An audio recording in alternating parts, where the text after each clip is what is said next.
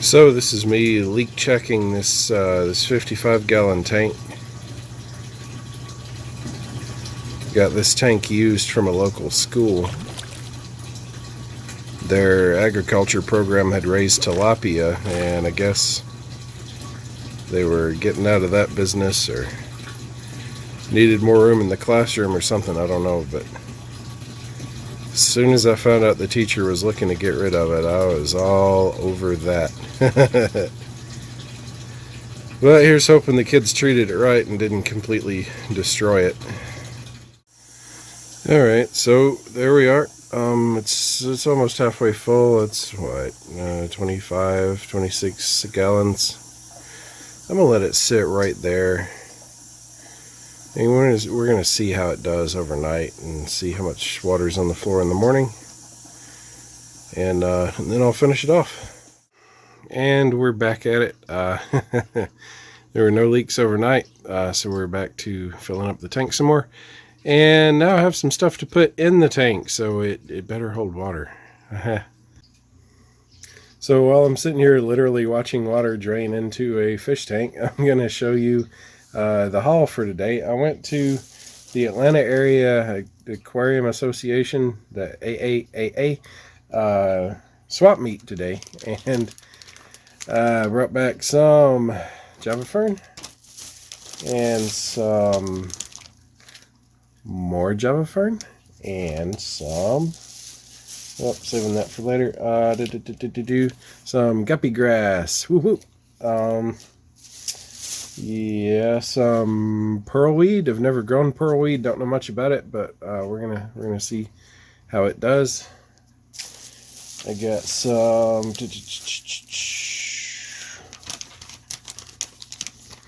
mini Christmas moss mounted, and I didn't even realize this until just now, but it's mounted on a screen, which is pretty cool. And Anubias. The guy said he thinks it's Nana, but I don't know that much about Anubias, to be honest with you. Like, I know basic care, but I don't know how to identify species. And four mystery snails plus a tiny baby. Let me see. Which is not going to show on camera, but yeah, the mystery snails were $1. You saw the prices on most of the other stuff. The two Java ferns were $2 each. So I spent, and the Christmas mouse was $5. Yeah. So I spent what? I spent 2,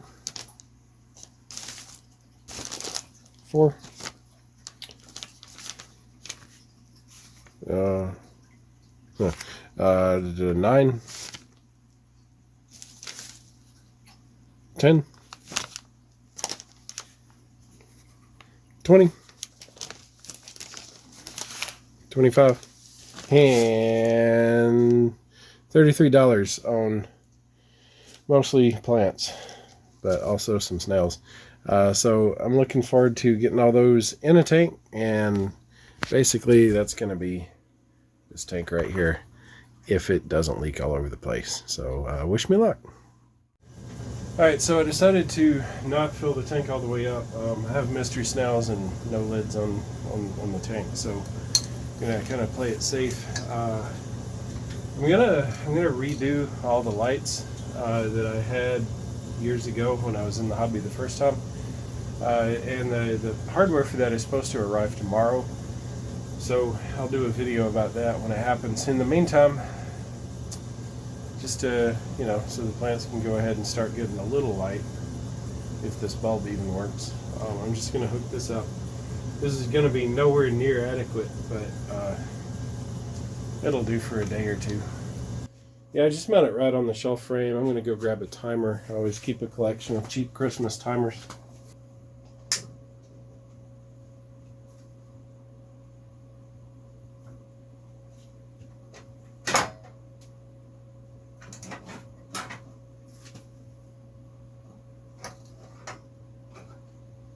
I don't know, man. I'm gonna be honest. I'm a little nervous because both times I just switched that bulb on, there was a loud popping noise. So I'm gonna arrange it so it's not directly over the tank. If anything breaks, no debris or mercury or whatever will get into the tank that way. Hopefully. And like I say, I don't need good lighting at this point. I just need to be sure that my plants are okay until I get my new lighting setup done. We have guppy grass.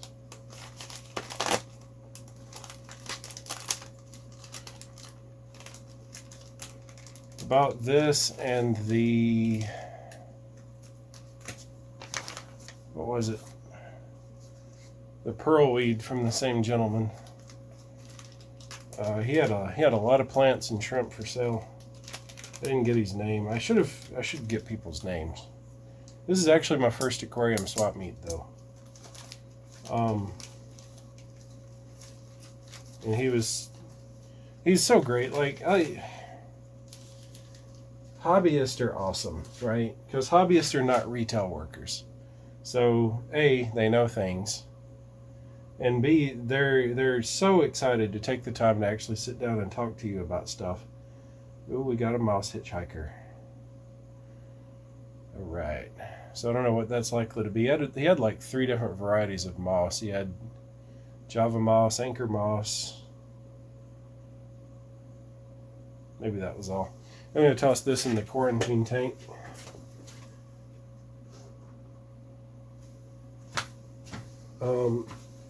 But yeah, it's really great. Like when people genuinely enjoy sitting down and talking to you about stuff.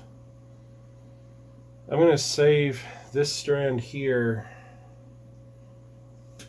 and I'm going to drop it in the pond outside. I mean, after all, I've got guppies in the pond, right? So why not drop in some guppy grass? There's some more moss. Since I don't know what kind of moss that is, I don't want to get it mixed up with the Christmas moss that I bought. Alright, so there's the guppy grass. Same guy sold me the pearlweed. Once again, I'm going to put most of it in here, but I'm going to toss some of it in the pond outside. See what happens.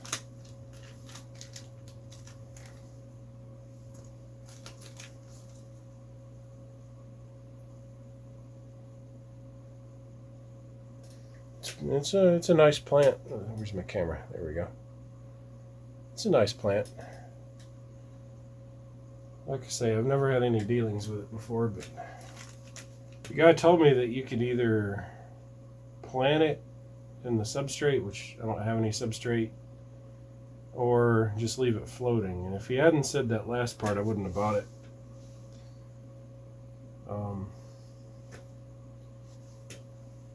Like I like rooted plants, I really do.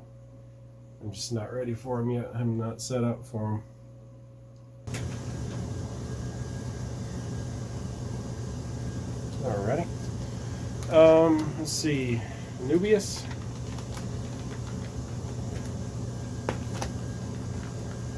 This may have been a donation to the association for like a fundraiser. I'm not real sure. They said something about they had a donations table, but I didn't really notice which table was the donations table. I just know the guys running this table were like kind of running the whole swap meet.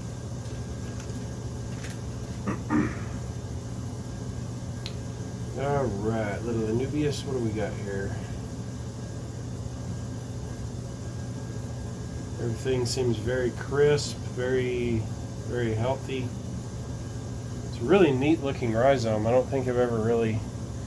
This will be my first Anubias actually, so like I pictured the rhizome being a little bit more like a Java fern.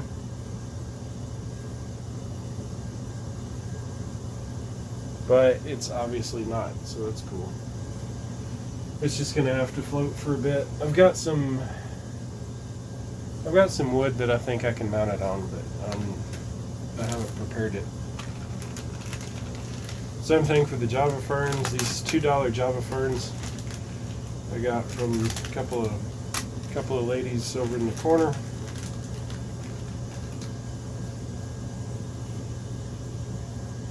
When I first started in the aquarium hobby years ago, back in 2010, I saw Java fern. I was like, yeah, it's okay. It's an alright plant. And then I had it in a 55-gallon tank, kind of over in a shady corner, and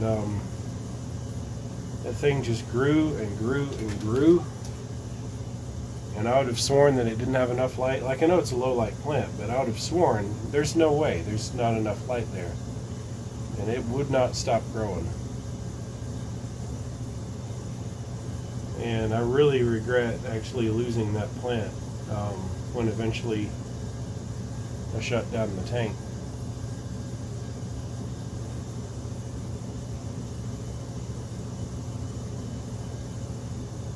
Thought I had a snail, but no, it's a duckweed. I'm gonna have duckweed in the tank. Awesome. Anyway, Java fern is now one of my favorite plants.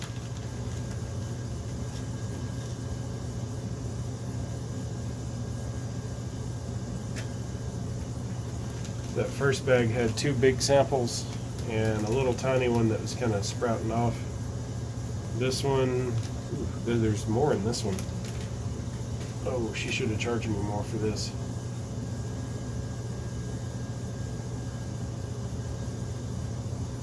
And there's the mouse. Good deal.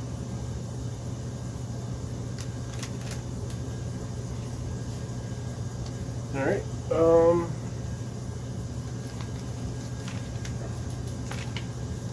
mini Christmas moss attached to stainless steel mesh.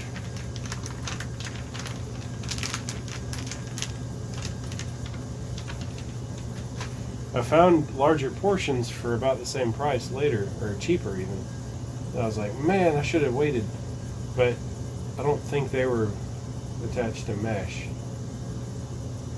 So, all's well that ends well.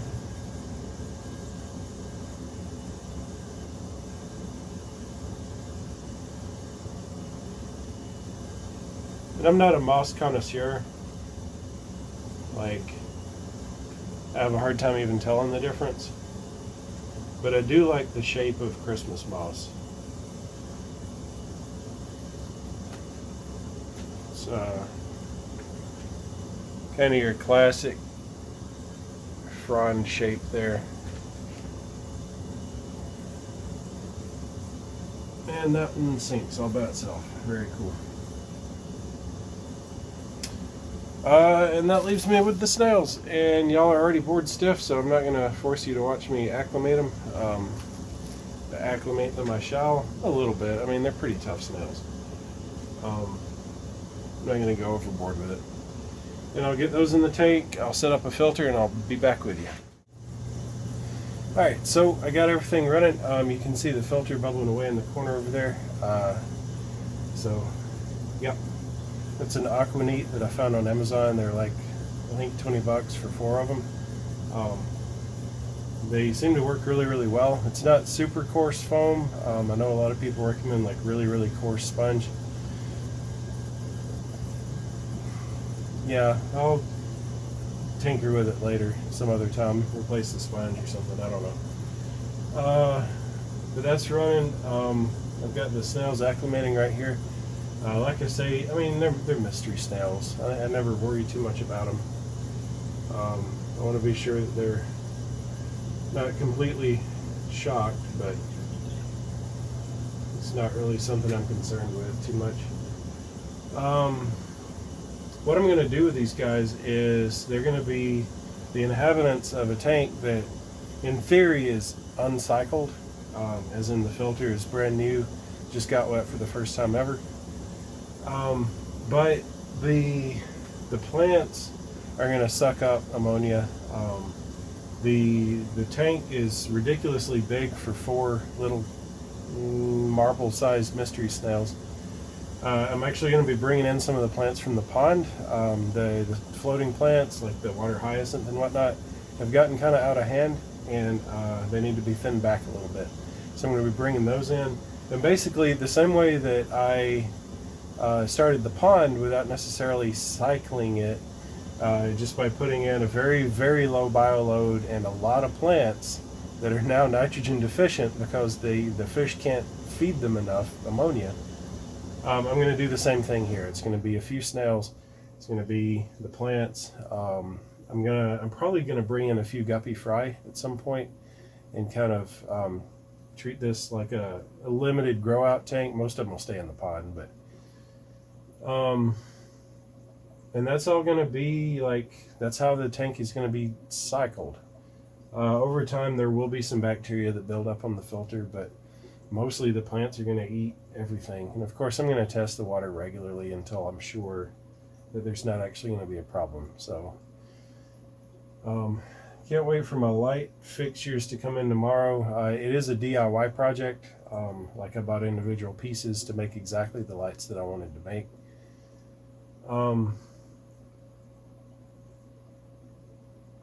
And then someday this tank is going to be scaped, but for the time being it's going to be a plant nursery grow out tank.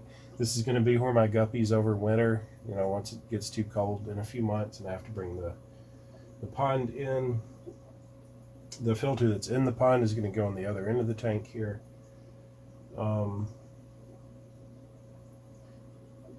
That's my awesome plan. Alright guys, little update for you. Some of the snails are definitely alive. Some of them are floating. Well, that one is. This guy's sitting there, not doing much else. The little tiny one you can barely see is he's sitting there. This guy has crawled around a little bit and is currently completely motionless. These are mystery snails, and I know mystery snails kind of do this sometimes. It's bugging the crap out of me. I keep testing the water for ammonia. It keeps coming back like flat zero, like no green in the API vial at all. And of course these guys are not putting a whole lot of ammonia in anyway, and there should be enough plants, and yeah, so it's not ammonia. I'm worried that something has contaminated the tank at some point before I got it. So I basically built a little carbon filter out of a a clean salt shaker. It's just in the bag to kind of hold it down because I didn't put enough weight inside it. Hoping that if there is something in the water that I can kind of clean it out that way. The temperature in here has been a nice 68, which should be fine for mystery snails. And in any case, they're doing most of their moving around in the nighttime when it would actually be a couple degrees cooler. So I don't know what's going on with this tank. It may be that all my snails are going to die. I don't know, but we're hoping for the best, and you know, with a little luck, maybe I'll have some good news by the time this video posts. So stay tuned. Alright guys, a little update. I mostly drained the tank. I took about 2/3 of the water out of it. It's slowly filling back up, just trickling water back in. That snail's still not doing anything. That one is fully withdrawn into his shell, which is a change. I guess a change is good. But now I've got two that are actively moving around at least a little bit. So I'm going to go with there was contamination in the tank. That's currently my explanation.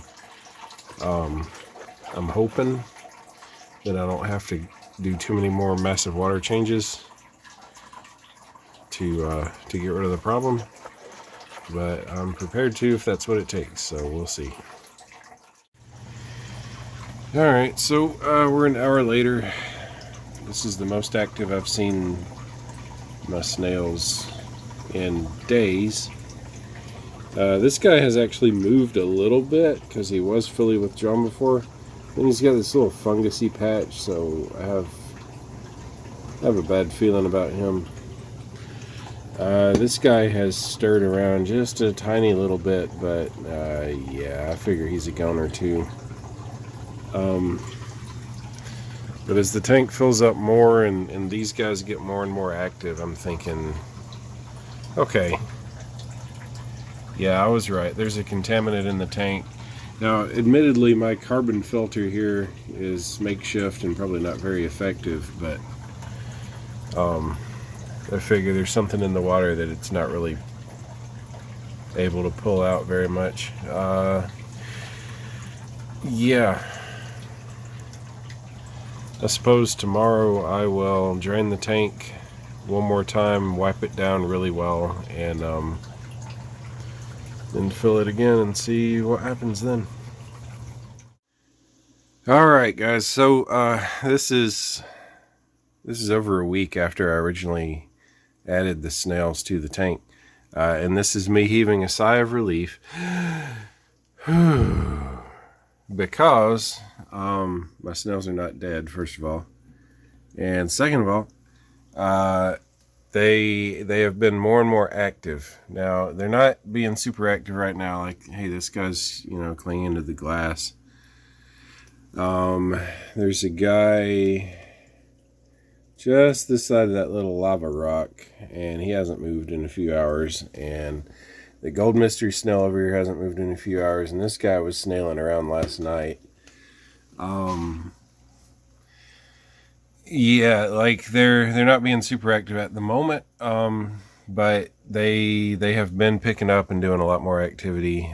This was me dropping in a Tums to bring up some calcium in the water. Not that that should be needed. But I don't know if it's the carbon filter that I jury rigged out of an old salt shaker, clean, that never used, or if it was just the repeated drain and fills. Probably the repeated drain and fills more than anything. But I've gotten the contaminant level down to where the snails can just about manage it. They've been eating, which is really great to see, because like for a while when I started doing the drain and fills, like they started getting more active, but they would just ignore food. Like they would just literally knock it out of the way and just keep crawling. But lately, they've actually been eating, like going around the tank scouring for food. They've eaten. I've even seen them eat like old fuzzy food like that I hadn't gotten cleaned out of the tank in a reasonable amount of time. And I've been dropping in fresh food too, of course, and trying to keep the tank reasonably clean. So I guess the bottom line is this tank is salvageable, and the snails are not planning on dying anytime in the near future. The plants are doing great. The plants are thriving. You can see my guppy grass over here. I say thriving, I mean, like, y'all know how like Java ferns do, like a lot of these leaves are going to die because they're still kind of adjusting to the new water, I think.